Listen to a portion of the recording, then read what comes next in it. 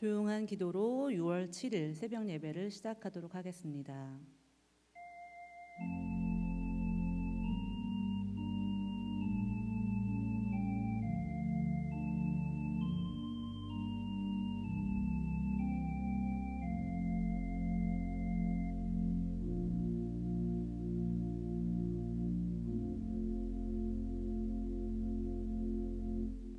사랑해 주님 감사합니다. 오늘 귀한 이 시간 주님께 예배를 드립니다. 저희의 몸과 마음을 지켜주시고 온전히 주님을 바라보는 귀한 시간이 되게 하여 주시옵소서.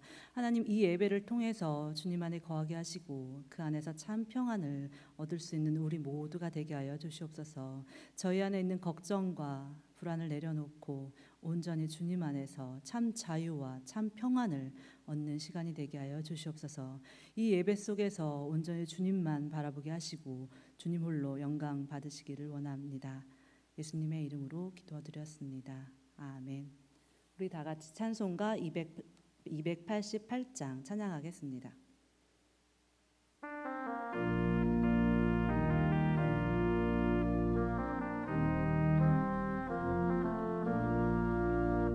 예수를 나의 구주 삼고 성령과 피로써 거듭나니 이 세상에서 내 영혼이 하늘의 영광 누리도다. 이것이 나의 간증이요 이것이 나의 찬송일세. 나 사는 동안 끊임없이 구주를 찬송하리로다.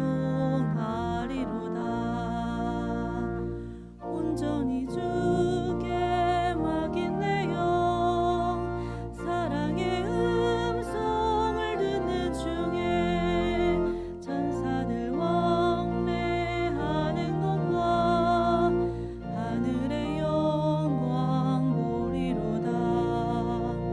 이것이 나의 간증이요 이것이 나의 찬송일세. 나 사는 동안 끊임없이 구주를 찬송하리로다. 주 안에 기쁨 누림으로 마음의 풍랑이 잔잔하니 세상과 나는 간 곳 없고 구속한 주만 보이로라. 이것이 나의 간증이요 이것이 나의 찬송일세.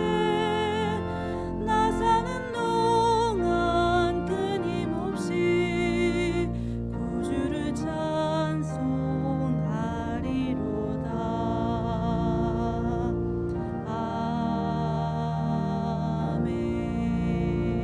아멘. 오늘 하나님의 말씀은 열왕기상 6장 1절에서 10절 말씀입니다. 제가 봉독하도록 하겠습니다. 이스라엘 자손이 애굽 땅에서 나온 지 480년이요 솔로몬이 이스라엘 왕이 된 지 4년 10월 곧 둘째 달에 솔로몬이 여호와를 위하여 성전 건축하기를 시작하였더라.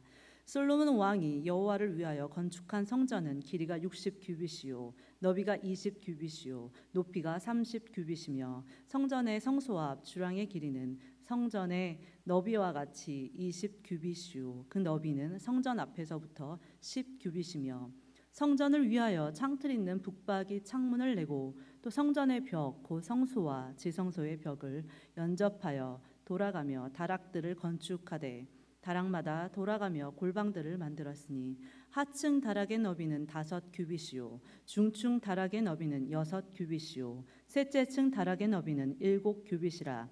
성전의 벽 바깥으로 돌아가며 턱을 내어 골방 들보들로 성전의 벽을 박히지 아니하게 하였으며 이 성전은 건축할 때에 돌을 그 뜨는 곳에서 다듬고 가져다가 건축하였으므로 건축하는 동안에는 성전 속에서는 방망이나 도끼나 모든 철 연장 소리가 들리지 아니하였으며 중층 골방의 문은 성전 오른쪽에 있는데 나사 모양 층계로 말미암아 하층에서 중층에 오르고 중층에서 셋째 층에 오르게 하였더라.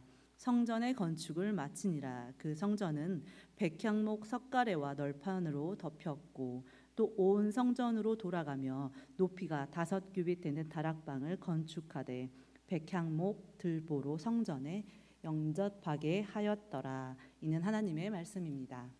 아멘.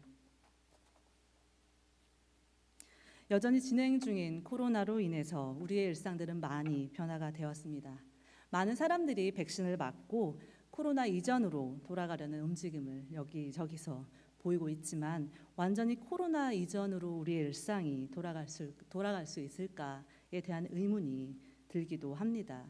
여러 가지 변화 중에서 가장 큰 변화는 바로 온라인 시스템이었습니다. 한 공간에 많은 사람들이 머무는 것이 서로에게 위험한 일이 되어버려서 서로의 안전을 위해서 사회적 거리를 지켜야만 했습니다. 사랑과 하나님이 연결되어 있는 성전도 예외는 아니었습니다. 이로 인해 우리는 공간을 초월해 하나님께 예배드리고 각기 다른 모습으로 우리의 삶에 찾아오시는 하나님을 경험하게 되었습니다.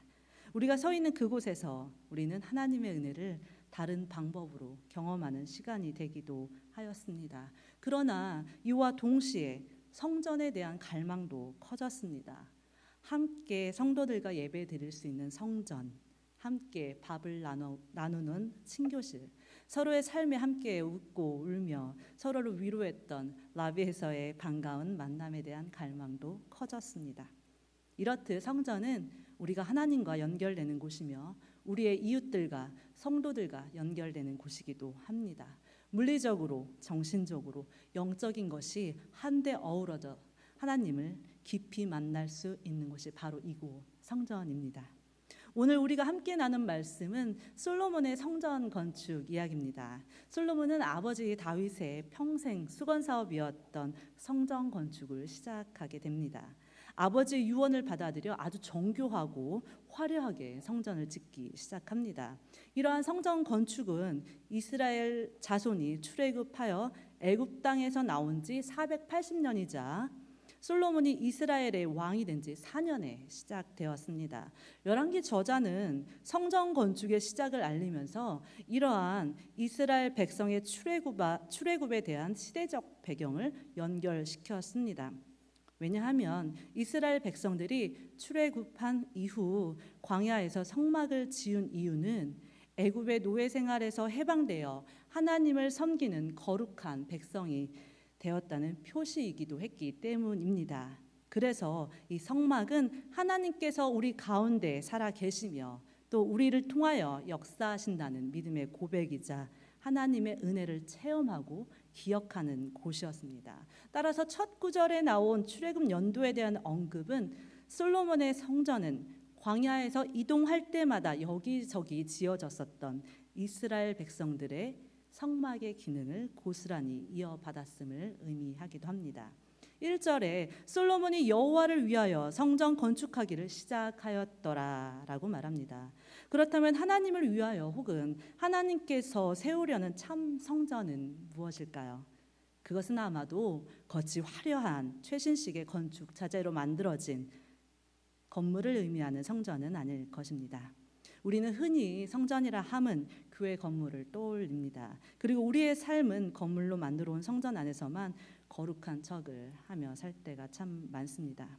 그건 바로 성전을 건물로만 오해했을 때 생기는 문제들입니다. 왜냐하면 하나님이 그 성전에만 계신다고 생각하기 때문입니다.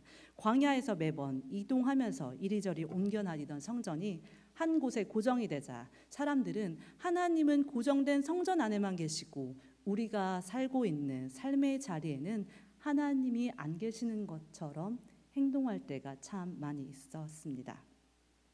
하지만 하나님은 이스라엘 백성에게 그러하셨던 것처럼 매번 이동 가능한 성막에 늘 함께 계셨던 것처럼 우리의 삶의 자리에 언제나 늘 함께 하십니다. 요한복음 1장 14절에는 이렇게 나와 있습니다. 말씀이 육신이 되어 우리 가운데 거하심에라고 예수님을 소개합니다. 이 말씀은 곧 예수님은 하나님께서 우리의 삶 한복판에 세우신 성막이라는 뜻이 됩니다. 여기에서 거한다라는 말은 성막을 세우다라는 말로 해석이 됩니다. 따라서 하나님의 성전은 고정된 한 장소, 한 건물이 아니라 이스라엘 백성의 성막처럼 매번 변화하며 삶의 희노애락이 함께 있는 우리의 삶의 길 위에 있습니다. 제가 학교 다닐 때 좋아하던 교수님이 계셨어요. 같은 동네에 살아서 교수님이 몇 번 차로 같이 한번 데려다 주시면서 이런저런 얘기를 한 경험이 있습니다. 그 얘기를 통해서 그분의 신학과 철학을 배우는 아주 좋은 시간을 가졌습니다. 미국에 있는 동안 드루 대학교에서 열리는 학회 참석으로 인해서 교수님이 방문하셨을 때 아주 반가운 만남을 가졌습니다. 그 당시 저는 아들 둘이 아주 어려서 아이들을 키우면서 이제 지내고 있었습니다. 그런 모습을 보셨을 때 안타까우셨는지 교수님은 미국에 며칠 계시지 않는 동안에 저를 만날 때마다 다른 얘기는 다 제쳐두고 꼭 공부를 다시 하라고 신신당부하셨습니다. 그러면서 이렇게 덧붙이셨습니다. 현민아, 공부한다는 것은 머리에만 지식을 채우는 게 아니야. 삶에서 예수님의 흔적을 잘 따라갈 수 있게 훈련하고 또 훈련하는 일이야. 이 말을 들으며 전 그 당시 예수님의 흔적을 어떻게 나의 삶 속에서 만들어야 하는 거지? 라는 의문이 들었습니다. 교수님의 말이 작은 씨앗이 되었는지 전 다시금 미국에서 공부를 시작했고 교수님께서 저에게 해주셨던 말들은 잊고 바쁘게 살아갔습니다. 그러던 중 저의 모교에서 학내 사태가 발생했고 그 교수님은 정년 은퇴가 몇 년 남았지만 조기 은퇴를 자처하셨습니다. 멀리서 영상으로 교수님의 은퇴식을 바라보았습니다. 교수님은 학생들에게 꾹꾹 눌러 쓴 편지를 담담하게 읽으시면서 뜨거운 눈물을 흘리셨습니다. 그때 저도 멀리서 이 미국 땅에서 함께 눈물을 흘렸습니다. 은퇴를 하신 후 교수님은 거리의 신학자라는 별명을 가지고 여러 소외된 계층 그리고 고통이 만연한 곳에 가서 직접 예배를 인도하면서 사람들을 위로했습니다. 그리고 그들을 위해 책을 쓰시며 은퇴 후에 값진 삶을 사시고 계십니다. 교수님의 이러한 모습을 보면서 저에게 10여 년 전에 해주셨던 예수님의 흔적이라는 말이 새롭게 생각이 났습니다. 바로 우리의 성전은 예수님의 흔적이 가득한 곳이 되어야 합니다. 예수님의 흔적은 과연 무엇일까요? 바로 하나님의 마음을 가지게 되는 것입니다. 하나님의 마음을 품게 되면 우리는 아파하는 이웃들이 우리 눈에 보이기 시작합니다. 하나님의 마음을 품게 되면 고통이 있는 거리에서 예수님이 하셨던 그들을 위해서 하셨던 예수님의 흔적들을 발견할 수 있게 됩니다. 예수님의 흔적을 따라가는 사람들이 모이면 그 교회 공동체는 하나님의 살아있는 성전이 됩니다.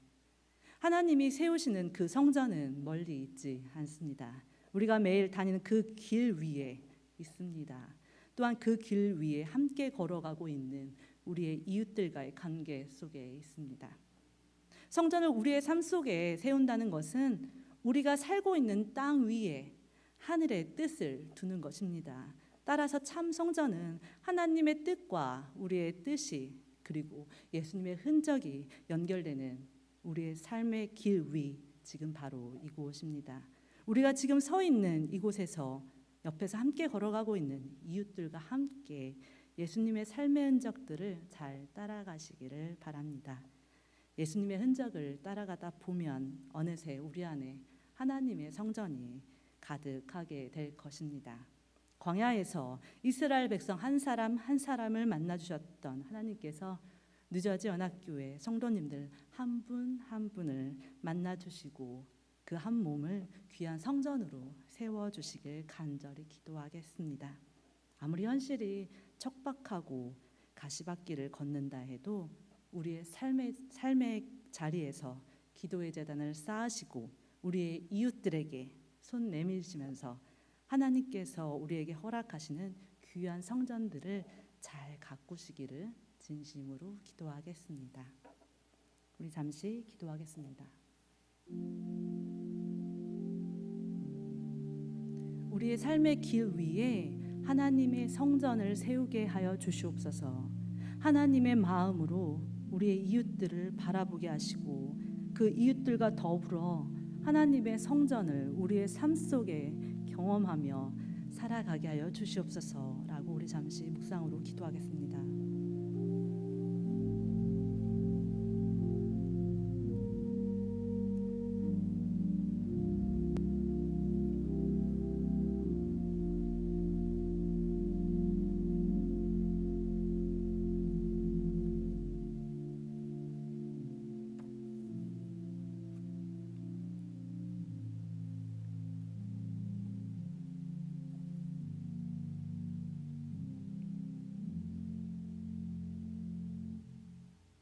하나님 감사합니다. 우리는 때때로 멀리 있는 화려한 성전에만 하나님이 계시다고 오해하며 살아갈 때가 참 많습니다.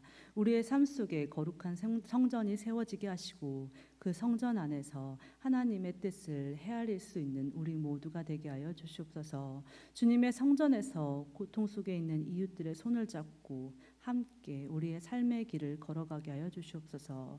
우리의 삶의 길에 늘 함께 해주셔서 우리를 만져주시고 우리의 길을 인도하시는 주님, 온전히 주님의 뜻에 맞는 삶을 살아가게 하여 주시옵소서. 또한 성전에서 경험했던 하나님의 크신 사랑과 은혜를 기억하며 살아가게 하여 주시옵소서. 오늘도 우리가 만나는 이웃들과 평화의 인사를 전하며 하나님의 귀한 성전을 마음에 품는 하루가 되게 하여 주시옵소서. 예수님의 이름으로 기도드렸습니다. 아멘. 우리 주기도문으로 예배를 마치도록 하겠습니다. 하늘에 계신 우리 아버지여, 이름이 거룩히 여김을 받으시오며 나라에 임하옵시며 뜻이 하늘에서 이루어진 것 같이 땅에서도 이루어지이다. 오늘 우리에게 일용할 양식을 주옵시고 우리가 우리에게 죄 지은 자를 사하여 준 것 같이 우리 죄를 사하여 주시옵고 우리를 시험에 들게 하지 마시옵고 다만 악에서 구하옵소서. 대개 나라와 권세와 영광이 아버지께 영원히 있사옵나이다. 아멘.